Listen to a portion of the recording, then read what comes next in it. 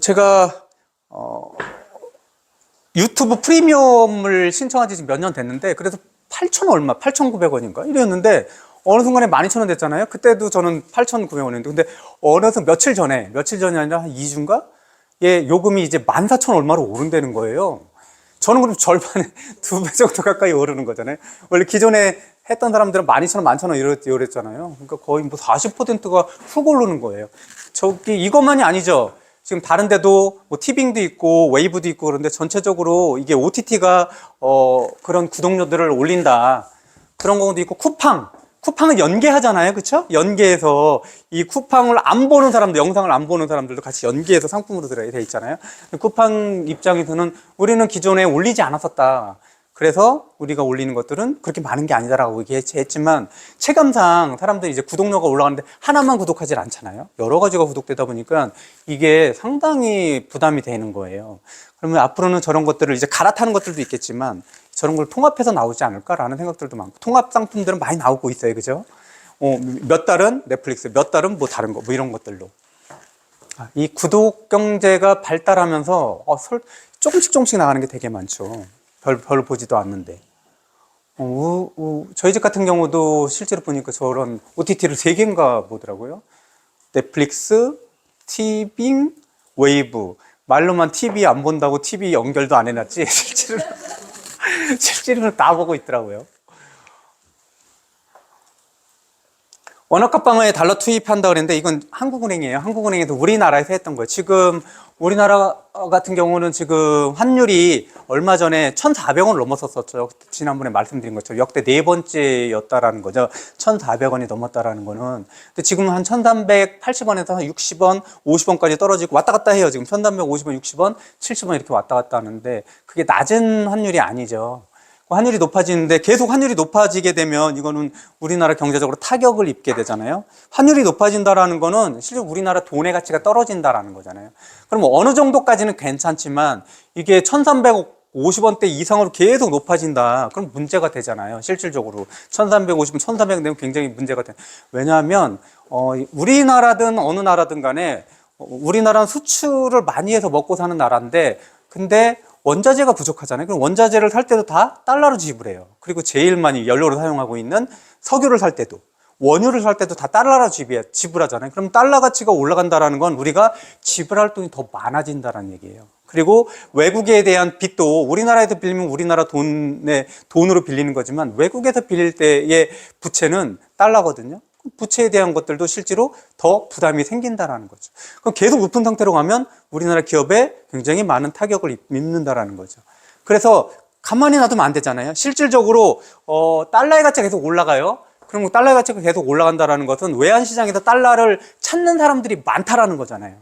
그럼 어떻게 해야 돼요? 우리나라가 가지고 있는 외환보유고라고 하지만 달러를 얼마나 가지고 있어? 이거겠죠. 그 우리나라가 가지고 있는 외환보유고를, 외환을 그 외환시장에 갖다 놓는 거예요. 파는 거죠. 달러를 팔아서 우리나라 돈을 가지고 오는 거죠. 그럼 어떻게 돼요? 그 외환시장에 달러가 많이 풀리잖아요. 풀리게 되면 어떻게 돼요? 달러가 많이 풀리면 달러의 가치는 조금씩 떨어지잖아요. 그래도 우리나라 돈을 방어를 하려고 해서 얼마나 풀었냐? 60억 달러를 풀었대요. 60억 달러를 풀었다라는 건 우리나라 중앙은행에서 가지고 있는 달러를 외환시장에서 갖다 달러를 판 거죠. 그러니까 외환시장에서는 달러가 많아지는 거죠. 그러니까 달러의 가치를 조금 낮춰보려고 했던 거죠. 60억 불이면 우리나라 돈으로 환산하면 되게 8조 1천억? 이 정도 되는 거죠. 8조 정도. 지금 이런 상황이고, 확정 수익주는 만기 매칭 채권이라고 했는데, 채권은 제가 몇 회에 걸쳐서 설명을 드렸는데, 채권, 몇 달 전? 한 2달? 3달 전에 그거였죠. 미국에 있는 기준금리가 상단으로 이제 거의 고점에 와 있고, 이제 올라갈 확률은 아주 희박하다. 그리고 아래로 터져 있을 수 있으나 하방에 대해서는 많이 열려 있다. 그러면 채권을 사게 되면 앞으로 채권을 사게 되면 내가 받을 채권에 대한 이자가 제일 위로 고정돼 있을 거다. 앞으로 기준금리가 떨어지면 채권은 나는 5% 갖고 있지만 똑같은 채권을 이제 6개월 지나고 1년 지나고 이러면 나와 똑같은 채권을 앞으로는 4%, 3%, 2% 이렇게 떨어질 거다, 금리가. 그럼 나는 5%짜리 가지고 있는 거라면, 그때 가지고 있으면 이 금리가 떨어지면 떨어질수록 나의 채권 가격은 올라간다 그랬잖아. 이 차익을 노려서 몇 달 전에 그렇게 많이 채권을 구입을 했는데, 그런데 그렇게 했었어요. 근데 얼마 전에 파월이 나와가지고 야, 이게 인플레이션이 잡힌다는 게 더 확실한 증거가 있어야 되는데 그게 확실히 안 보여, 뭐 이런 얘기들을 했어요. 그렇다라는 건 뭐냐면 이 고금리 상황을 더 앞으로 고금리로 올리는 거는 힘들겠지만 이게 내리는 게, 금리를 내리는 게 이게 지금 확신이 안 서네? 이런 얘기들의 시그널들을 몇 번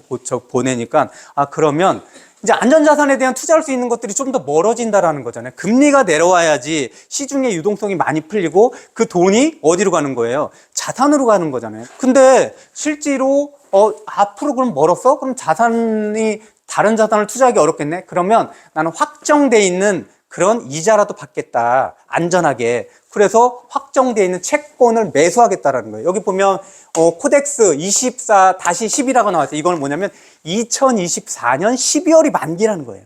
그러니까 2024년 12월, 지금이 5월이잖아요. 저거를 탁 샀어요. 내가 1억 원어치 샀어요. 더 사시려면 더 사셔도 돼요. 1억 원어치 딱 샀으면 12월이 되면 어쨌든 간에 이 이자를 내가 받는다라는 거예요. 그렇죠? 그렇게. 그래서 어쨌든 앞으로 기준금리가 떨어지는 게 좀 더 오래 걸릴 것 같아? 그럼 다른 자산 투자하기가 어려우면, 그러면 나는 그냥 확정형, 올해 만기가 되는 그런 확정형 채권을 사서 이 금리라도 확실하게 가져갈 거야. 이런 투자들이 성행한다라는 거죠. 지금 그래서 우리나라 그런 채권들, 올해 만기가 도래하고 있는 그런 채권들에 대해서 수요가 많더라라는 기사들이 나오는 거죠. 보통 이런 채권금리들은, 확정형 채권금리들은 3.5 중반에서 3.5 중반에서 한 3.8, 3.9 이렇게 되는 거죠. 지금 그러고 있더라. 시간이 지나가지고 떨어질지 알았는데 금리가 조금 더 끈적끈적하게 내려오지 않으니까 그러면 확정금리형으로 살 거야. 뭐 이런 시도들이 있더라.